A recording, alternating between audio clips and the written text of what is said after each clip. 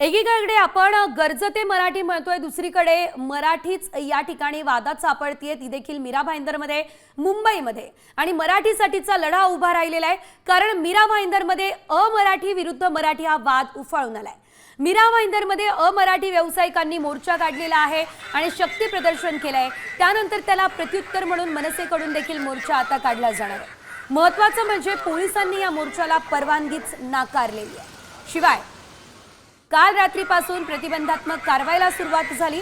पोलिसांनी आधीच मनसे आणि ठाकरे गटाच्या कार्यकर्त्यांना आणि पदाधिकाऱ्यांना नोटीस बजावण्यास सुरुवात केली.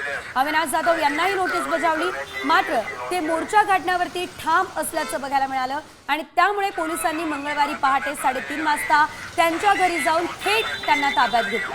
संदीप देशपांडे आणि राजू पाटलांनाही पोलिसांनी नोटीस बजावली. एकंदरीत आपण जर बघितलं तर मराठी मोर्चाला परवानगी नाकारण्यात आली आणि दुसरीकडे मनसेच्या नेत्यांवरती या कारवाई झाल्या.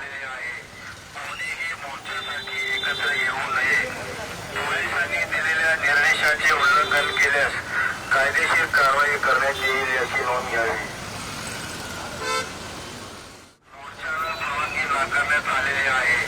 कोणीही मोर्चासाठी एकत्र येऊ नये.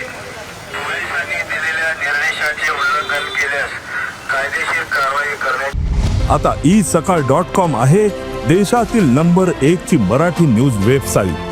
प्रत्येक अपडेटसाठी isakal.com ला नक्की भेट द्या.